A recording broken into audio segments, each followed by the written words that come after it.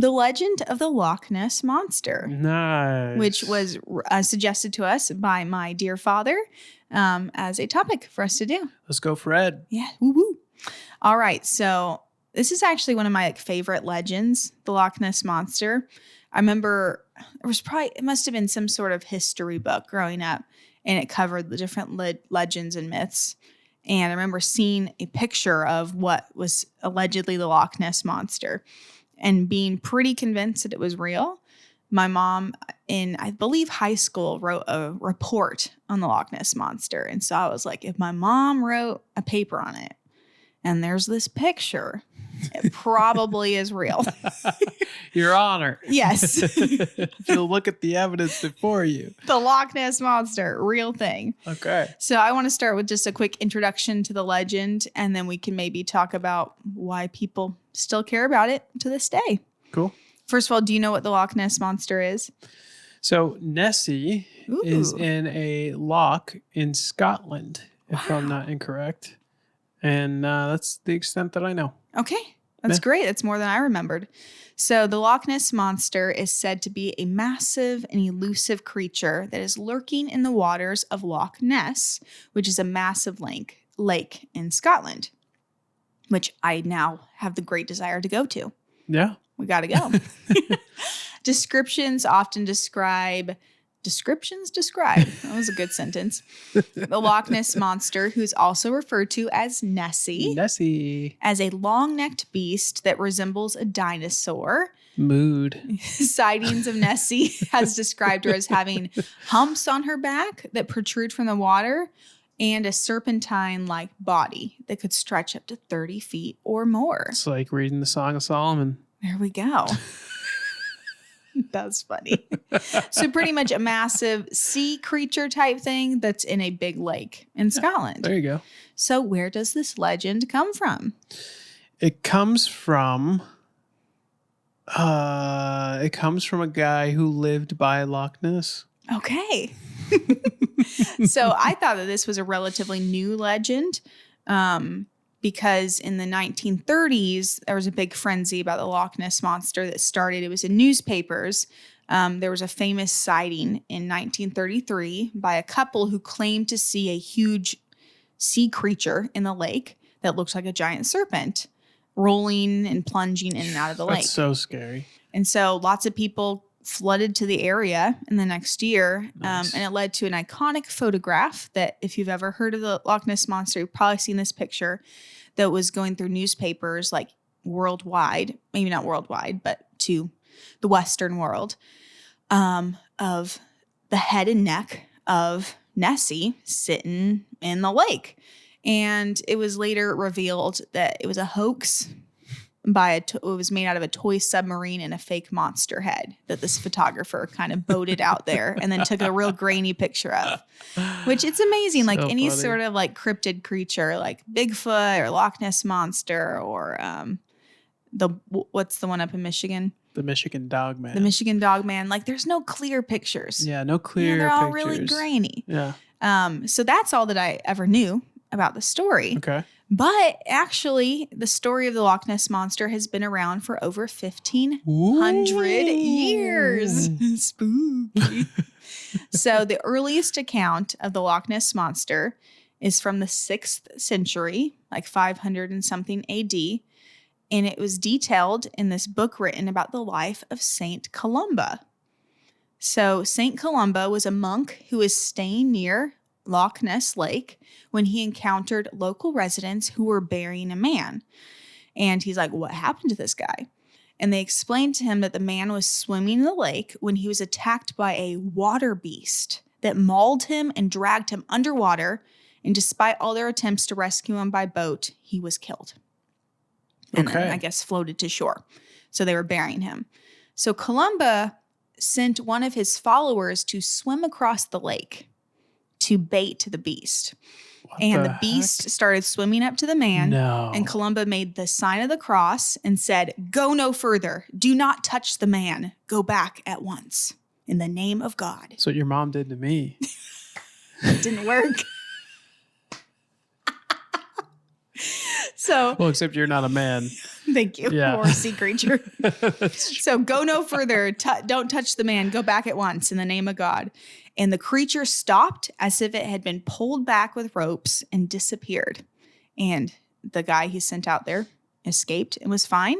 And this was one of the documented miracles that led to Columba being established as a saint. Yeah, I thought so. Because in the Catholic tradition, you have to have perform performed, I one think, miracle. 2 miracles. 2 miracles? Yes. So That's this a was lot. one of them that he stopped the monster. That's not okay. Yeah.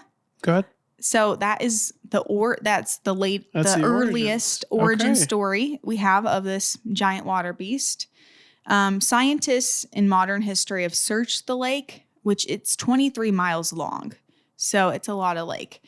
With everything from submarines to doing like DNA sampling of the water to detect if there's serpentine DNA or sea creature kind of stuff. And they've just never found anything. No conclusive evidence that a mysterious creature is living in the lake. But to this day, the legend remains. Each year, more than 300,000 people take a boat tour of Loch Ness Lake, with many of them keeping their eyes out for Nessie. But none have ever found her. That's crazy. Yeah. It's not true. It's not true. I didn't know the history of it, but that is the dumbest. To be like, I did a miracle. I sent one of my men across. Like, first of all, what a terrible person to send one of your followers into a lake. To swim out there. Well, not only to swim out there, but to outswim a monster. What if it was like a shark or a crocodile? And you're like, there's no way he's escaping. Right. But not only that, but to forge such a lame miracle. Like, I mean, if it really happened, it's not lame by any means. It's pretty cool. Okay, I was kind of on your side, but then you said he got put into sainthood because of this last miracle that he did. I was like, I think it was one of his first ones. He had some other ones. Yeah, but. Oh, sure. Yeah. I'm sure he did. Oh, that's crazy, though. Yeah. Okay. So do you think. Well, just because my young 8-year-old heart really believed that Nessie's out there. I don't know. There could be just a really big eel. I don't know, lake eel. I don't know if those exist. Up there. I'm sure people saw something that was some sort of big fish. Yeah. It's a massive lake, but probably not in the sense of a 30-foot long thing. I think we would have found something like that in the last 100 years. But I thought it was fascinating that there's more to the story than I just thought it was in the 1930s that these people we saw it. And there's a fake picture, but there actually is a legend from a monk from 1,500 years ago. A long time ago. Yeah. That's cool. I like the history of it.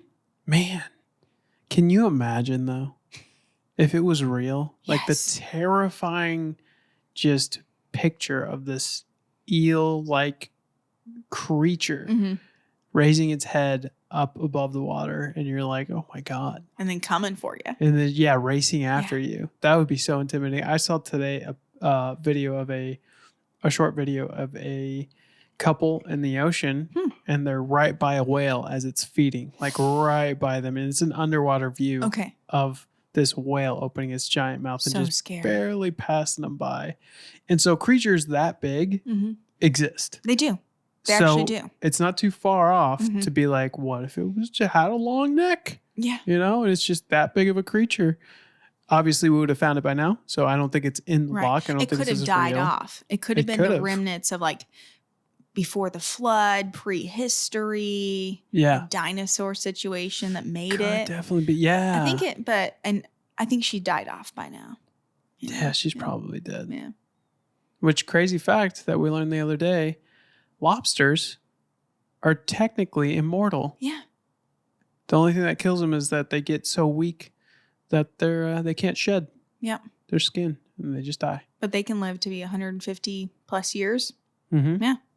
Kind of crazy. It kind of sucks that it's like shedding their skin is the thing that kills them. Like, if you were immortal and it's like, but if you don't change your clothes, you'll die. It's like elephants where they go through like 6-7 set of teeth and then finally their last teeth fall out and they just starve to death. Because they can't eat anymore. Yeah. Yeah.